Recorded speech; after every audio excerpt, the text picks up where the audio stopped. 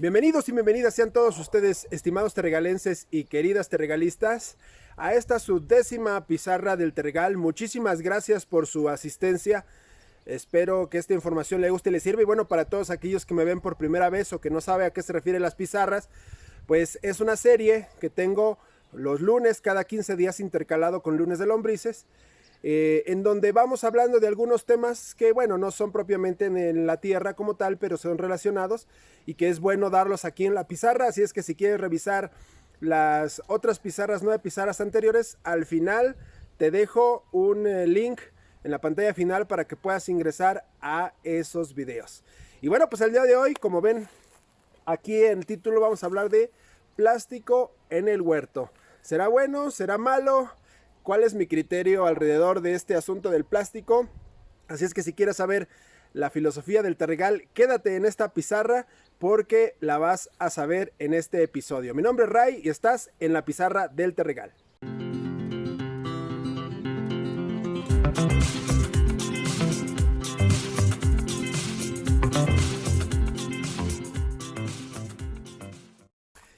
Y bueno, pues tengo que hablar de forma general del asunto de los plásticos, aunque esto se va reduciendo conforme pues vamos acercándonos, digamos, a la parte en la que usamos el huerto de los plásticos, es obvio, pero voy a hablar ahorita en términos generales para todos aquellos que no sepan cómo está la situación actual del plástico. De forma anual se producen 300 millones de toneladas de plástico. De estos 300 millones anuales, solamente 8 millones sí terminan en mares y océanos. De todo este total de plásticos, todo lo que se utiliza para su realización, su formulación o la creación de todo el tipo de productos y cosas, hay 3.000 sustancias relacionadas al plástico. 3.000, de las cuales, de ese 3.000, 130 estamos expuestos claramente en nuestra vida cotidiana. De esos 130, 60 de ellas son de alto riesgo. Es increíble la cantidad de sustancias a las que estamos expuestos con el plástico.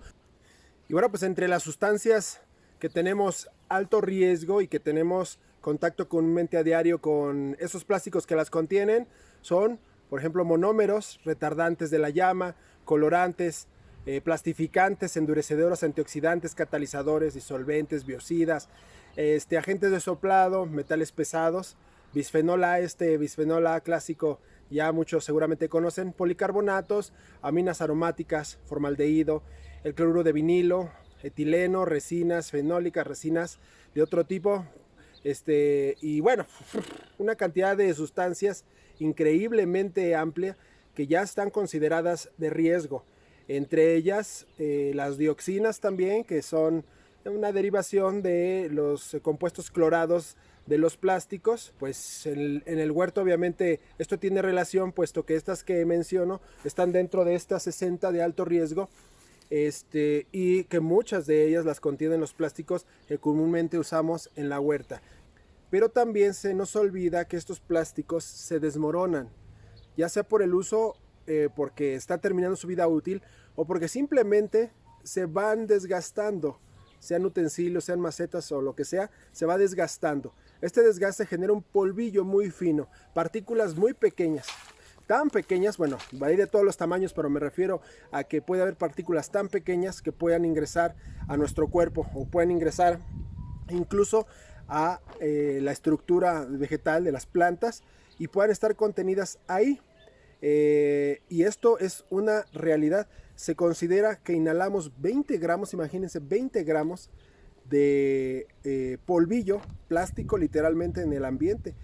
A veces decimos que la caca de perro que genera este asunto, ¿no?, con el aire, y no nos percatamos que estamos respirando también, estamos inhalando plástico. Muchos de estos compuestos de los que estamos hablando son compuestos tóxicos, mutagénicos, teratogénicos, también no metabolizables, son acumulables dentro de los cuerpos. Estamos hablando de animales, humanos o incluso de las plantas, no metabolizables, o sea que no se pueden de alguna manera resolver como cualquier otro desecho del cuerpo. Pero también tengo que decir que hay un efecto que se llama efecto de magnificación o biomagnificación. El efecto de biomagnificación se refiere a que, por ejemplo, cuando un animal está consumiendo parte de estas sustancias o parte de este plástico, como por ejemplo puedo decir los peces en el mar con tanto plástico, cuando nosotros consumimos ese pez, se potencializa, o sea, estamos sumando esa carga de esa sustancia o de ese plástico a nuestros cuerpos. También con las plantas, perdón, o sea, si una planta está teniendo esa estructura, esos compuestos dentro del plástico o plástico en micras literalmente, o sea, nanopartículas le puedo llamar, ¿no? Nanopartículas, también lo estamos ingresando y estamos acumulando esos. Y esto es importante si estás manejando una huerta orgánica. Tengo que comentar que yo no he estado exento de esto, estoy resolviendo ese problema porque parece como complicado poderse deshacer y hacer algo sin la necesidad de plásticos. Pero bueno, yo me he dado cuenta que he estado utilizando plásticos y plásticos, aunque trato en menor medida, pero de todas maneras con los tambos, con las lonas.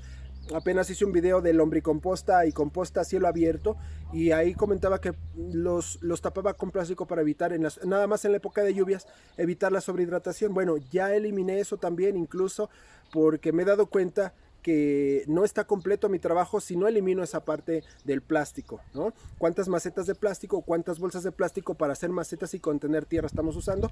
Y esos compuestos pueden pasar y es de lo que vamos a hablar enseguida, cómo es que afecta a nuestra tierra, a nuestras plantas y cuando lo consumimos.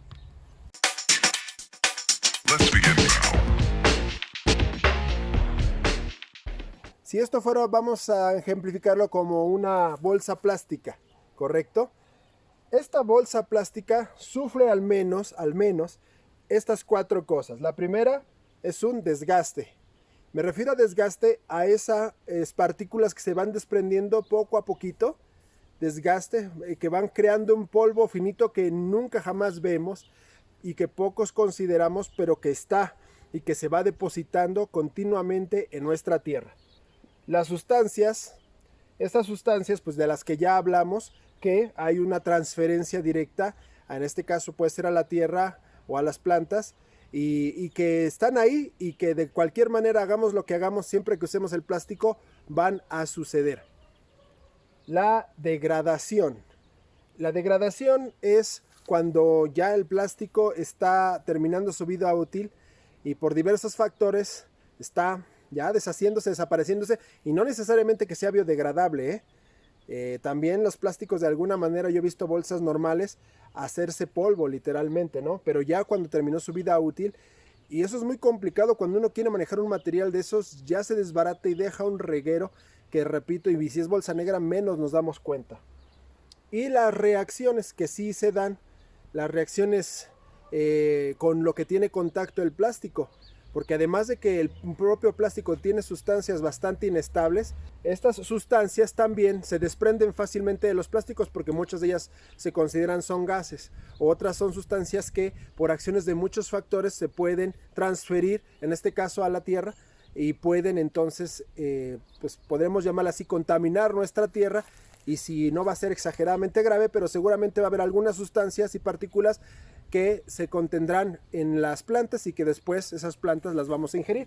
Estas reacciones o este desgaste, todo esto que estamos hablando, se dan por todos estos factores que tenemos abajo. El primero pues es el sol, obviamente, acción directa del sol, o le podremos decir el calor, es muy importante. Aquí les tengo que mencionar que hay plásticos que transfieren las sustancias o las liberan a una temperatura ambiente, y si estamos hablando de temperaturas ambientales en trópicos o tropicales, subtropicales también, o en lugares muy calientes, esto se da con mayor razón. Ustedes saben que es una de las características del plástico, que entre más temperatura está expuesto, hay más posibilidad de que estas sustancias puedan transferirse a lo que tienen cerca o en el contacto con la materia con la que están. El calor y la acción directa del sol. La lluvia, obviamente el agua, el pH del agua o todas las reacciones con las que puede generarse el contacto con el agua también, y además con el agua las arrastra, ¿no? Literalmente. Todas esas partículas de las que estoy hablando tan finitas pueden llegar incluso a los mantos acuíferos, pueden contaminar agua, bueno, no pueden, contaminan agua o fuentes de agua cercanas. Y la lluvia también, aparte de hacer su parte química y física, también arrastra, ¿me explico? las reacciones físico-químico, incluso biológicas. Bien han de saber que no todo lo contenido en el plástico es inorgánico, habrá unas pequeñas partes seguramente, tanto así que los que producen lo saben. ¿Por qué? Porque meten ahí biocidas, o sea, sustancias que evita que los microorganismos desgasten o se puedan desbaratar ese material. Entonces, sí, también estamos hablando que los microorganismos hacen su parte en donde se les permite y donde no es una sustancia completamente ajena, que puede ser incluso degradable por los microorganismos, pero son físico-químico-biológicas y aquí hay un montón. Con quien tenga contacto puede causar alguna reacción y liberar algunas sustancias. La transferencia, que es de la misma que hablábamos aquí. Finalmente, la parte mecánica. Nosotros estamos utilizando algunos utensilios, algunos bidones, algunas cosas de plástico que tenemos continuo roce. Toda esa acción mecánica también está liberando esas partículas plásticas en nuestra tierra y en nuestro ambiente, porque no nada más se queda en la tierra, sino se volatilizan.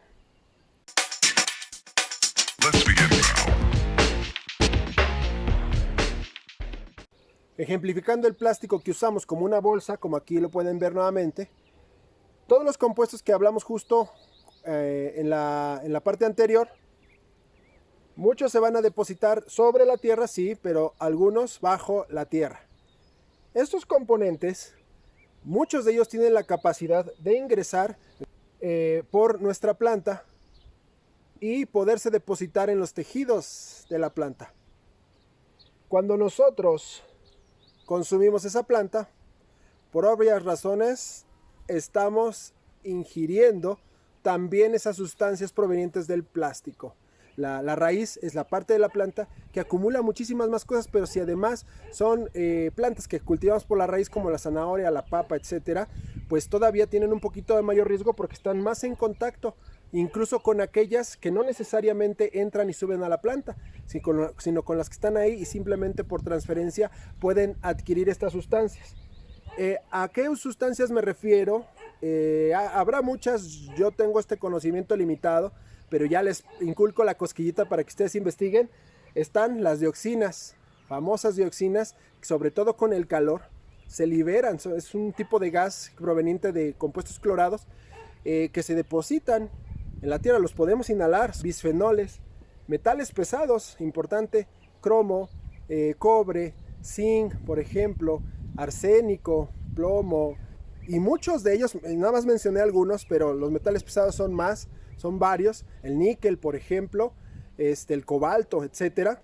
Muchos de ellos incluso son nutrientes para la planta. El problema no es que sean nutrientes, algunos no, pero el problema es la acumulación, la cantidad de esos metales pesados que se encuentran ahí, biocidas, lo que ya hablábamos, todos esos compuestos que ponen para evitar el ataque de los microorganismos, y las nanopartículas de plástico, que finalmente también ingresarán o estarán en las raíces y que desafortunadamente pueden llegar a terminar dentro de nuestro sistema digestivo y dentro de nuestro cuerpo.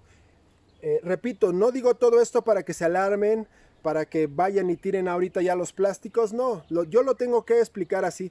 Sin embargo, obviamente no es que los efectos sean tan duros, tan fuertes y tan evidentes como pareciera. Sí los hay, sí están, hay que cuidar, y de lo que se trata es de, bueno, ya lo sabes ahora, no me creas nada. Es importante que no me creas nada, es importante que tú mismo o misma investigues por tu cuenta de qué se trata todo esto, cómo sucede, qué tanto estamos invadidos de plástico. Se trata de que tú lo investigues, de que tú lo cerciores, de que tú saques tu propio criterio y a partir de eso, a lo mejor sin alarma, ir haciendo algunas modificaciones para poder evitar el uso de plásticos.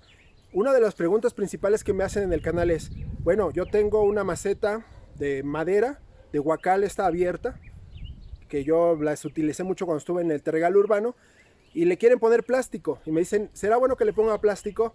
Y digo, es tan fácil tapar los orificios con más madera. Entonces, si hay cosas que puedes evitar utilizar con plástico, hazlo. Aquí arriba les voy a dejar un enlace a todos aquellos de terregales urbanos cómo hice mis macetas de madera, de simples guacales casi gratis y sin nada de plástico. Yo comencé poniendo algo de plástico y después empecé a notar que no era tan bueno y empecé a modificar, y ese video les evidencia cómo yo hago una maceta de 30 kilos muy fácil.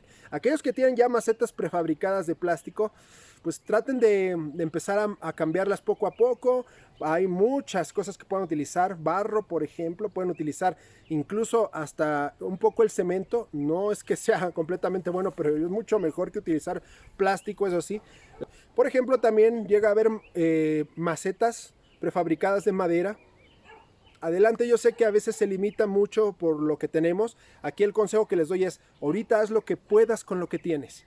No te angusties, haz lo que puedas con lo que tienes. Es mejor comenzar así. Y después vas empezando a modificar. Poner, sembrar cosas en llantas. Si bien estás reciclando la llanta y no la estás mandando a la basura, sí. Pero finalmente va a suceder esto también con las llantas, y más que son negras y se calientan muchísimo en el sol.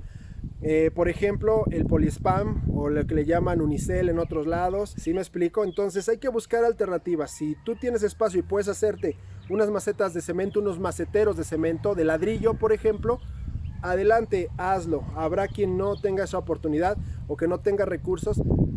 Guacales de madera, yo creo que todo el mundo tiene cajas de, o podría tener cajas de fruta a su alcance, o pedazos de madera con las que pueda construir una maceta de madera. Entonces eso es a lo que yo voy, ¿no? Otra cosa en la que deben de tener cuidado, muchos dirán, no, pero es que yo utilizo plásticos biodegradables. No dudo que haya muchas empresas honestas que realmente estén produciendo algún material que sea 100% biodegradable o compostable, o que en su mayoría, en el 80-90% lo pueda hacer y se minimice este impacto al ambiente, a la tierra, a nuestra alimentación. Por los plásticos no lo dudo, no la conozco hasta ahora. Ya he hecho 2 pruebas aquí en el Terregal. Al final del video les voy a dejar esos enlaces para que ustedes la vean. 2 pruebas con materiales diversos que dicen que eran biodegradables o compostables y que parece que mejoraron incluso al final de 6 meses de proceso, intactos, sin ninguna rasgadura ni nada. Ahorita estoy haciendo la tercera prueba con otros materiales. Esta va a ser la última prueba que voy a hacer, esta tercera prueba. Pronto lo van a tener en el canal, por ahí de agosto, finales de agosto, principios de septiembre, porque son 6 meses de duración del compostaje de estos materiales, y ya veremos. No dudo que sí los haya, pero ten cuidado porque muchas de las veces o no es cierto, por un lado, o necesitan procesos muy especiales para realmente biodegradarse en el mejor de los casos. No es lo mismo degradarse, deshacerse, desaparecer de nuestra vista. Es muy diferente a la biodegradación. La biodegradación es que los microorganismos puedan utilizar esa materia como alimento, extraer minerales y ponerlos disponibles nuevamente para el suelo y las plantas. Degradación es deshacerse, y esto no está exento de que deje el contaminante hecho polvo, pero ahí en el suelo, ¿correcto? Bueno, si no estás suscrito, suscríbete. Si puedes activar la campanita para que te lleguen todas las notificaciones, hazlo. Si te gustó la información, regálame una manita arriba, que también me ayuda bastante, y compártelo en tus redes sociales, porque a veces la gente está buscando esta información y gracias a que tú la compartes, se le puede acercar a ella. Les mando mis mejores deseos y pensamientos, que tengan un camino lleno de luz, paz y amor en su corazón.